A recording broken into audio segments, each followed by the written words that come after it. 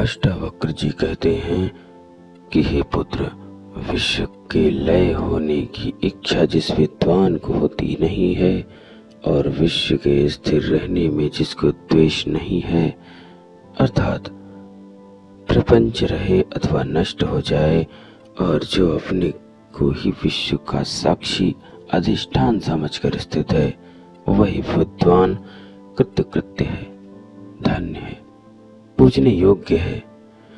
मैं अद्वैत आत्मज्ञान द्वारा कृतार्थ हुआ हूँ, ऐसी बुद्धि भी जिस विद्वान की उत्पन्न नहीं होती और आहार दिकों को करता हुआ भी जो शरीर सुख को उल्लंघन करके स्थित होता है और बाह्य इंद्रियों के व्यापार के होने पर भी अज्ञानी मूर्खों की तरह खेद नहीं करता है और जो खड़ा हुआ, बैठा हुआ, चलता हुआ भी समाहित चित्त वाला है, वही धन्य है, वही ब्रह्म रूप है। हे शिष्य, जिस पुरुष का संसार सागर क्षीण हो गया है, उसको विषय भोगों की इच्छा भी नहीं रहती और न उनसे विरक्त होने की इच्छा उसको रहती है। उस विद्वान का मन और शरीर इंद्रियादिक बालक या उन्मत्त की तरह अपने व्यापारों से शून्य रहते हैं और उसके शरीर की चेष्टा भी वृथा ही होती है, उसकी इंद्रियां भी सब निर्बल होती हैं, आगे स्थित हुए विषयों का निर्णय नहीं कर सकता है। गीता में भी कहा गया है, या निशा सर्वभूतानां तस्या जागृतं संयमी यस्याम जागृति भूतानि सा निशा पश्यतो मुने। संपूर्ण भूतों में जो आत्मज्ञान रूपी रात्रि है और जिसमें सब भूत सोए हुए हैं, उसमें विद्वान जागता है। जिस अज्ञान रूपी दिन में सब भूत जागते हैं, उसमें विद्वान सोया हुआ रहता है। हे शिष्य, विद्वान ऐसे दिन विषय जागता नहीं है, क्योंकि जागता है वह नेत्र के पलकों को खोले रहता है, अर्थात बाह्य विषयों को देखता है और स्मरण भी करता है। ज्ञानी बाह्य विषयों को न तो देखता है और न स्मरण करता है, इस वास्ते वह जागता नहीं है और ज्ञानवान सोता भी नहीं है, क्योंकि जो सोता है वह नेत्रों के पलकों को बंद कर लेता है और इसी कारण तब वह बाहर के किसी पदार्थ को नहीं देखता। सो विद्वान ऐसा नहीं करता, किंतु बाहर के सब पदार्थों को ब्रह्म रूप करके देखता है। प्रश्न, ऐसे ज्ञानवान की कौन दशा होती है? उत्तर, ओह, बड़ा आश्चर्य है कि शांत चित्त वाला कोई ज्ञानी एक अलौकिक उत्कृष्ट तुरीय अवस्था को प्राप्त होता है। उस दशा का वर्णन चर्म मुख से बाहर है। अब ज्ञानवान की अलौकिक दशा को दिखलाते हैं। हे शिष्य, विद्वान जीवन मुक्त सर्वत्र दुख सुख में स्वस्थ चित्त रहता है। अज्ञानी सुख में हर्ष को और दुख में शोक को प्राप्त होता है। ज्ञानवान सुख दुख और हर्ष शोक को बराबर जानकर अपने आत्मज्ञान में मग्न रहता है। अज्ञानी मित्र से राग और शत्रु से द्वेष करता है। ज्ञानवान शत्रु और मित्र में समदृष्टि वाला रहता है। संपूर्ण विद्वान संपूर्ण विषय वासनाओं से रहित होकर जीवन मुक्त होता हुआ संपूर्ण अवस्थाओं में एक रस का ज्यों त्यों प्रकाशमान रहता है। सर्वत्र देखता हुआ, सुनता हुआ, स्पर्श करता हुआ, सूंघता हुआ, खाता हुआ, ग्रहण करता हुआ, बोलता हुआ और चलता हुआ भी इच्छा द्वेष से रहित ही होता है, क्योंकि उसका चित्र महान ब्रह्म विषय में स्थित है और इसी से वह जीवन मुक्त है। अब जीवन मुक्त के लक्षण को दिखाते हैं। जो जीवन मुक्त है वह ना तो किसी की निंदा करता है और ना किसी की स्तुति, ना हर्ष करता है, न कभी काप को प्राप्त होता है। यानी जो संसारी पुरुष जीवन मुक्त को आदर सम्मान करते हैं वह उनकी स्तुति नहीं करता, और जो उसको निरादर करते हैं वह उनकी निंदा भी नहीं करता, और ना ही वह उत्तम खान पान आदि को के प्राप्त होने पर हर्ष प्राप्त होता है, और ना ही घृतहीन बासी भोजन मिलने से वह शोक करता है, और ना ही शरीर से निर्वाह के सिवाय अधिक वस्तु के ग्रहण करने की इच्छा करता है, और ना ही किसी से लेकर दूसरे को देता है, न किसी के आगे कुछ दिलवाता है, किंतु सदा वह अपने आप में मग्न होता है।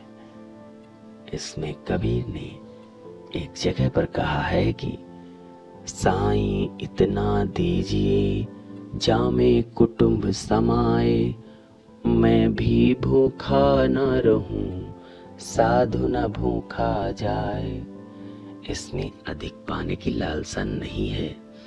प्रश्न, संसार में तो लोग नग्न रहने वाले को जीवन मुक्त कहते हैं, और कोई कोई भिक्षा मांग कर खाने वाले को जीवन मुक्त कहते हैं, ऐसा क्यों है?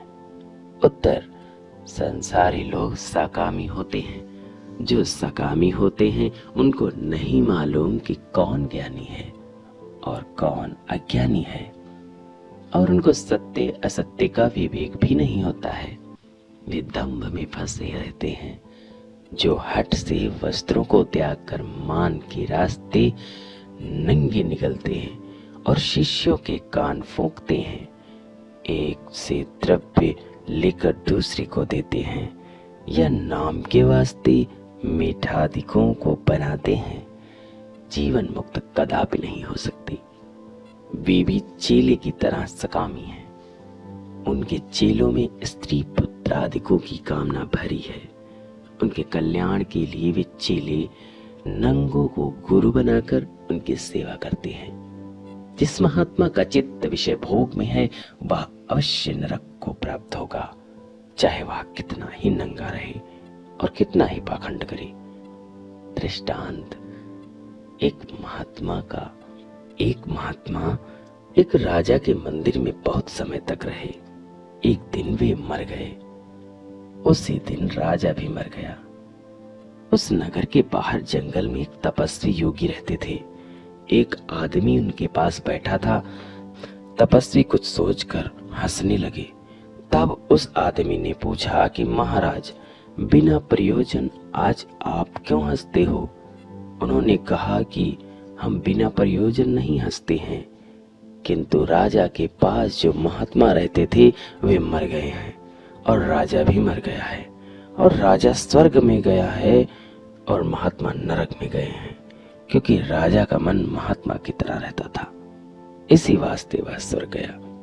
उसको वैराग्य बना रहता था, और महात्मा का मन राजभोगों में रहता था और वैराग्य से शून्य रहता था।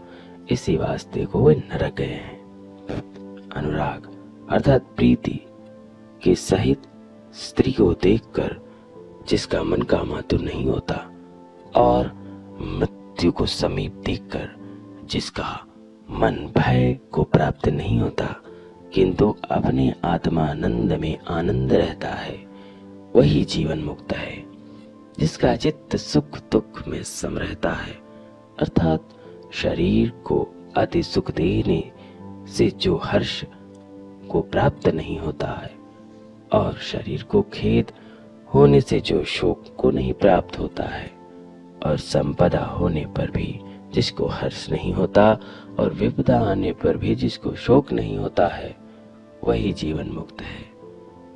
जो वासना रहित पुरुषों के साथ न द्रोह करता है और न दीन के साथ करुणा करता है, और न शारीरिक सुख के किसी के आगे हाथ फैलाता है, न ही कभी आश्चर्य को प्राप्त होता है और न कभी क्षोभ को प्राप्त होता है, वही पुरुष जीवन मुक्त है, जो विषयों के साथ द्वेष नहीं करता, जो विषय लोलुप नहीं किंतु आसंतक मन वाला, अर्थात जिसका मन कहीं आसक्त नहीं है, प्रारब्धवश से जो प्राप्त होता है उसको भोगता है, जो नहीं प्राप्त होता है उसकी इच्छा नहीं करता है, वही जीवन मुक्त कहा जाता है। जो समाधानता और असमाधानता को अर्थात हित और अहित की कल्पना को नहीं जानता है, ऐसा शून्य चित्त वाला जो विधेय कैवल्य को प्राप्त हुआ है, वही जीवन मुक्त है। अष्टावक्र जी कहते हैं कि हे जनक, जो विद्वान अहम मम अभिमान से शून्य है, अर्थात यह मैं हूं और यह मेरा है, इस प्रकार के अभिमान से भी जो रहित है और अधिष्ठान चेतन से अतिरिक्त किंचित भी सत्य नहीं है, ऐसे निश्चय वाला पुरुष ही वह सर्व व्यवहारों को करता हुआ कुछ भी नहीं करता है, क्योंकि उसको कर्तव्य अभिमान नहीं है। हे शिष्य, गलती हो गई है, अंतःकरण की प्रवृत्ति है जिसकी अर्थात जिस विद्वान के मन में संकल्प विकल्प आदि नहीं रहते और दूर हो गया है स्त्री पुत्र आदिकों के मोह से, जिसका अंतरात्मा की तरफ है चित्त का प्रवाह, जिसका और जो जड़ता से रहित है, अपने आत्मानंद में सदैव स्थित है, वही जीवन मुक्त है। इति अष्टावक्र गीतां सप्तदशकं प्रकरणं समाप्तम्।